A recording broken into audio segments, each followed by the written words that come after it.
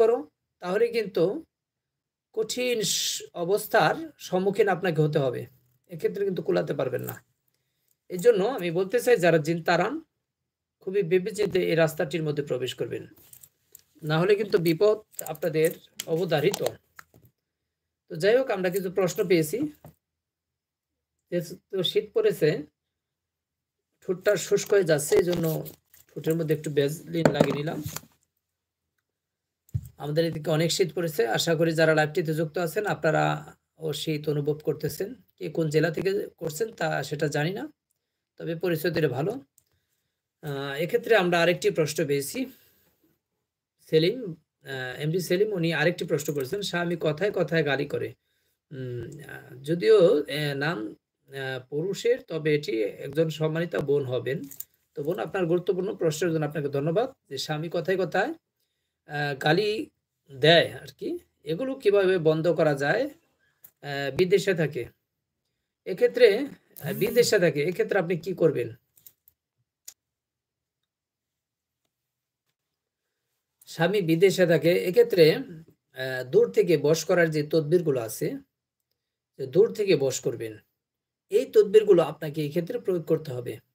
আর এ বিষয়ে আমার চ্যানেলে কিছু আমল, পরীক্ষিত সহজ কিছু আমল দেওয়া আছে।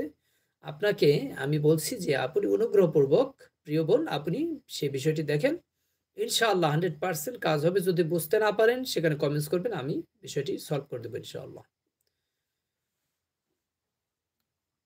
তো এরপরেও এই বিষয়ে যাদের স্বামী দেশে থাকে তারা যে কাজটি করবেন সেটি হচ্ছে ইয়াবাসিত। ইয়াবাসিত আল্লাহ তাআলার একটি নাম। এই নামটি ৩০০ বার পরে যে কোনো জিনিসের উপরে ফু দিয়ে খাওয়াই দেবেন। এতে করে আপনার স্বামী বশ হয়ে যাবে। তবে পাশাপাশি পানি পরেও খাওয়াতে পারেন স্বামীকে বা স্ত্রীকে বশ করার জন্য। হালাল পন্থায় এটা করবেন এবং স্বামী-স্ত্রীর ক্ষেত্রে এই আমলটি প্রয়োগ করবেন। সেটা হচ্ছে সূরাতুল ইয়াসিনের ২০ এবং ২১ নাম্বার আয়াত। এটা ৩ বার দরুদ ইব্রাহিম পড়ে নিবেন, আগে পরে ৩ বার করে, এবং এরপরে এটি ৩ বার করে একটি করে ফু পানিতে দেবেন। এভাবে ৩ বার করে পরে একটি ফু পানিতে দেবেন। ৩ বার করবেন। মোট ৯ বারে ৩ টি ফু দিবেন। এরপরে সে পানিটা স্বামী বা স্ত্রীকে, অবাধ্য স্বামী বা স্ত্রীকে খাওয়াই দিবেন পর্যায়ক্রমে। টানা ৩ থেকে ৭ দিন করুন, খাওয়ান। ইনশাআল্লাহ আল্লাহ চায় তো এই স্বামী আপনার কথায় চলে আসবে, আপনাকে ভালোবাসতে আরম্ভ করবে ইনশাআল্লাহ। তো যাদের আরো কোনো বিষয় জানার আছে তো আপনারা অবশ্যই কমেন্টস করতে পারেন। আমরা আরেকটি প্রশ্ন পেয়েছি, হুসাইন আহমদ। হযরত পরিবারকে কিভাবে হেফাজত করব জানাইলে ভালো হয়। জি, জি, শুকরিয়া। খুবই, খুবই ইম্পোর্টেন্ট একটি আমল। এজন্য আপনি যেই কাজটি করবেন, যদি আমলটি অনেক দামি, আমরা সচরাচর এগুলো দিয়ে থাকি না।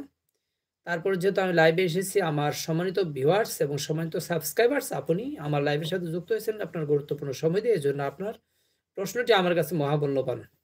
এজন্য আমি বিষয়টি বলে দিচ্ছি। এজন্য যা করবেন, একটি দোয়া আছে। দোয়াটি আপনারা গুগল থেকে নামিয়ে নিতে পারেন। এটি হাদিসে এর মধ্যে আছে এই দোয়াটি। দোয়াটি হচ্ছে লা ইলাহা ইল্লাল্লাহু ওয়াহদাহু লা শারীকা লাহু লাহুল মুলকু ওয়া লাহুল হামদু ওয়া হুয়া আলা কুল্লি শাইইন কাদির। এই দোয়াটি আপনি সকাল এবং মাগরিবের পর ১০০ বার করে পড়বেন। যদি ১০০ বার সম্ভব না হয় তাহলে ১১ বার করে পড়ে নিবেন। তবে পড়ার পূর্বে আপনাকে নিয়ত করতে হবে যে আমি এবং আমি সহ আমার ফ্যামিলিকে সেফটি হিসাবে এই আমলটি করতেছি। হে আল্লাহ, তুমি আমাকে সহ আমার ফ্যামিলিকে পুরোপুরি হেফাজত করো বা সেফটি দাও। তাহলে ইনশাআল্লাহ হয়ে যাবে। আমলটি জারি রাখবেন, কাজ হয়ে যাবে। এছাড়া এমডি শাহিন উনি আরেকটি প্রশ্ন করেছেন, সম্মানিতা বোন, শাশুড়িকে বশ করার আমল দেন প্লিজ, প্লিজ।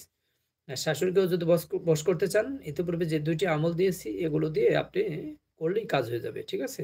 তবে এই আমলগুলো হারাম পথে, হারাম জায়গায় প্রয়োগ করা নিষেধ আছে। এগুলো হারাম জায়গায় প্রয়োগ করবেন না। তাহলে কাজ হবে না, হিতে বিপরীত হবে।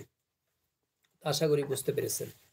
এছাড়া যদি কোনো সাবস্ক্রাইবার্স, ভিউয়ার্সের কোনো প্রশ্ন থেকে থাকে অবশ্যই আপনি উল্লেখ করতে পারেন। আপনার গুরুত্বপূর্ণ মহামূল্যবান প্রশ্নটি আমি ইনশাআল্লাহ উত্তর দেওয়ার চেষ্টা করব। না হলে আমরা আমাদের টাইটেলে উল্লিখিত যেই আমলটির কথা আমি টাইটেলে দিয়েছি সেই আমলটি বলে দেব ইনশাআল্লাহ। আমরা কয়েক মিনিট আমরা প্রশ্ন নেওয়ার চেষ্টা করব। যদি কারো কোনো প্রশ্ন থেকে থাকে অবশ্যই আপনি প্রশ্নটা করতে পারেন। আর অনুগ্রহ করে আপনাদেরকে একটি রিকোয়েস্ট করতেছি, এলএস ইসলামিক টিভি এই নামে ফেসবুকে একটি পেজ আমার ক্রিয়েট করা হয়েছে। LS ইসলাম